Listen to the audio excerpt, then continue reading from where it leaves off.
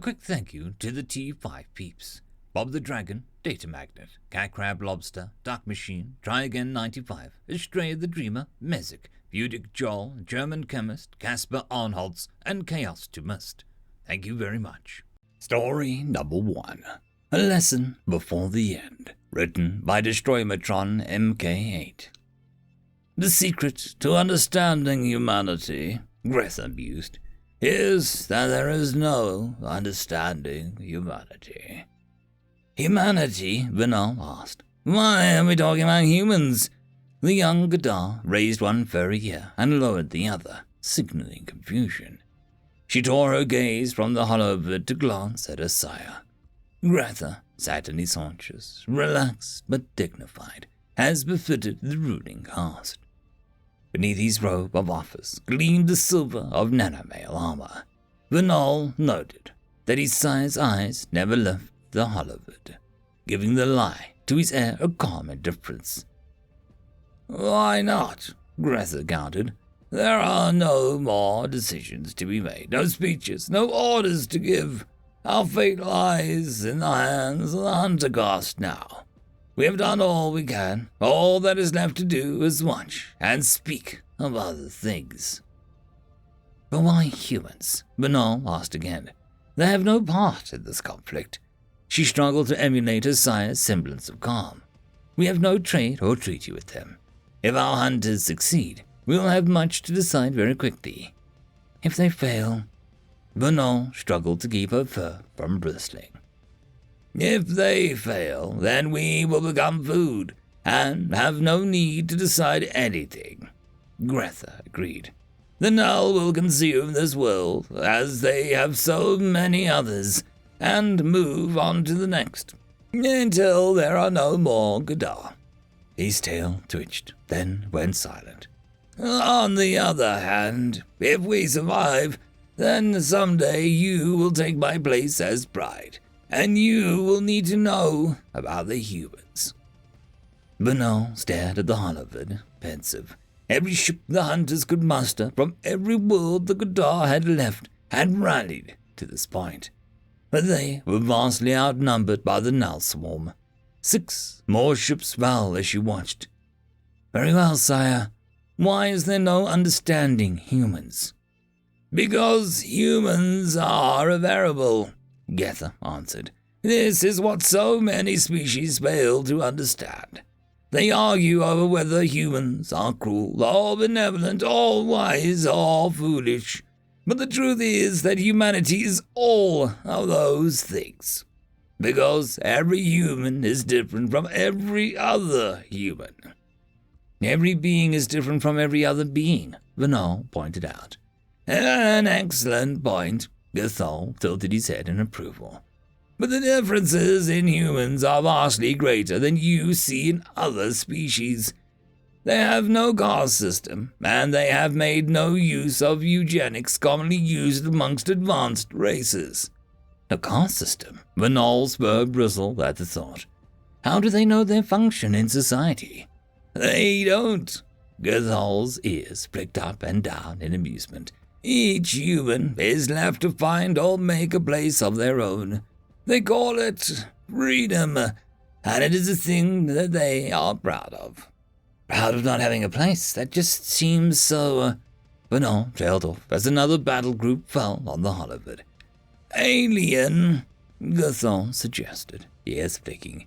It's even worse than that. The humans have no single, unified culture, and several competing systems of government.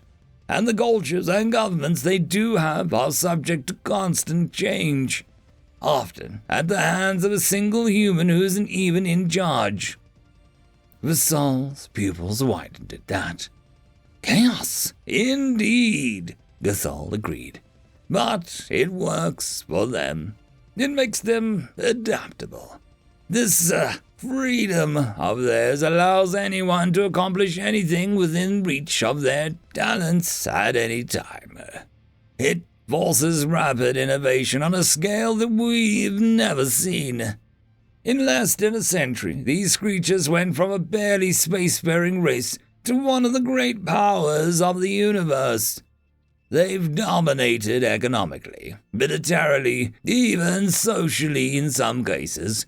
I was listening to human music this morning." More ships fell. The hunters were fighting with ferocity and desperate skill, destroying dozens of Nell for every ship lost. But the swarm was too large. Verlo knew the hunters would fall. It was only a matter of time. Verlo promised herself that she would die as they did, with her teeth in the throat of her enemy. She tried to keep emotion out of her voice as she stated, "If they're so dangerous, and they can't be understood, only a fool would engage with them. The lesson is pointless." "Is it?" Grantha's voice was sly. "Are you sure?" "Very." Verlo knew her answer was childish, but she couldn't bring herself to muster a proper decorum in the face of impending death. "How about, Grantha drew the word out, staring at the time display of the holovid. As it reached 0913, he finished. "Now!" More ships appeared in the system. Thousands, no, tens of thousands. They tore into the flank of the Nell swarm, weapons blazing. Verlo stared back in shock as the tide turned. She had never seen ships like these. "Dangerous and unpredictable," said Grantha. "Only a fool would engage with them. Or someone very desperate." "You made a pact with the humans," Verlo sputtered. Her careful composure in the face of death shattered as the face of sudden salvation. "How? I thought they rejected us, like every other species we asked for help." "They did." Grantha smugly tapped Verlo's nose with his tail. "So I reached out to a different group of humans. I told you they are not as united as other species."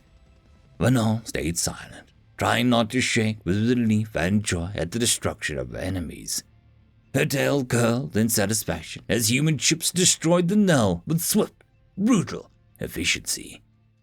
"Humanity," Grantha mused again, "cannot be understood, but a human can, or a government. That is the secret. You don't need to understand the humans as a species. You only need to understand the one in front of you." End of story. Story number 2. Biohazard, written by Warpmind. Mezec sighed audibly. Antenna flicked left and right.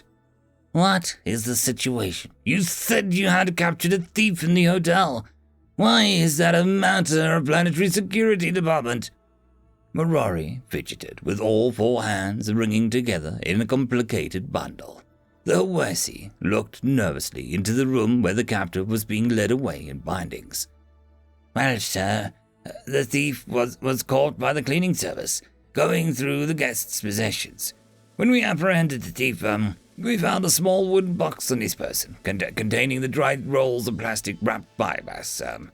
The biomass turned out to contain, here's the preliminary scan." Rathett took the profit tablet and turned bright green as he read the analysis. This can't be real, can it? The substance, 1/6 of a gram. That's enough to kill 2 adult Hawesi, all 3 Matarians. What kind of nefarious assassin was captured here?" Marori fidgeted more.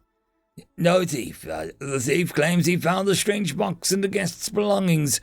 We haven't been able to locate the guest yet. Apparently, they're in a meeting of some sort, but it seems we're dealing with a terrorist of some sort. We're still trying to find out who the guest is meeting and what their plans are." Razek flicked his antenna. 1/6 of a gram in a box. How could anyone believe it was safe to carry that much around? Marori shook his head slowly. "No, sir. Not 1/6 of a gram in a box. 1/6 of a gram per roll. We, counted 18 rolls in the box." Rathek's pedipalps drooped in surprise. "By the spirits, what kind of monster? Oi, what are you lot doing in my hotel room?" Rathek spun in place, coming almost face to face with a pinkish person with a small patch of black fur on top of their head, and a strangely groomed patch of fur under their nose. oddly reminiscent of a hoverbike's controls. Is this your room, sir? A thief was caught trying to steal from it." The person said something that didn't translate well, or, at least, Rathig hoped that it didn't translate well, and stormed into the hotel room, quickly going through his possession. "Son of a... Is anything missing? No, everything... Wait, shite! There is a box, a wooden box. Where is it?" Rory swallowed hard. The box of toxic rolled biomass is being..." The Persian shook their head, twirling a subnasal fur between his two fingers, handing over a small digital card. "It's being returned to me, I think. Here is my permit for it. I made sure to get that in advance, to avoid problems like this. Not to worry, I've scouted out a nice bit of open area where I won't bother anyone. Now please, return my property." Rathig scanned the digital card with a perplexed expression, antennae flinching. It's valid. Marori, return his box and contents. We're leaving him behind. Dreadfully sorry about to trouble you, Mr. Willems. I hope that there won't be any more problems onwards." As the police and Rathig filed out, Marori leaned close to Rathig. "What did the license say? Why are we just leaving him?" Rathig pricked his antenna. "Diplomatic immunity. He's a newly arrived consul from Earth and secured the necessary permits for several classes of lethal weapons and agents for personal safety. I'm going to keep an eye on him, all the same, but I can't do anything unless he endangers others." Rathig followed Consul Willems out into the park area as the sun began to set. Watch him as the human sat down on the bench and took out a tablet and one of those conspicuous rolls.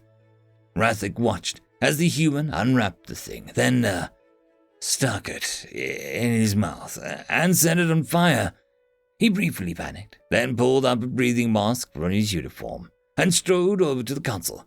"Don't do it, sir. I can't have you ending your life on my watch. We scanned those things. They're lethal." Willems looked up from his tablet. "Stand down, officer. Humans have a higher tolerance for nicotine than most. Not saying it won't cause health problems in the long run, but sometimes a cigar is just a cigar." End of story. And that, my friends, concludes this video. I hope that you enjoyed.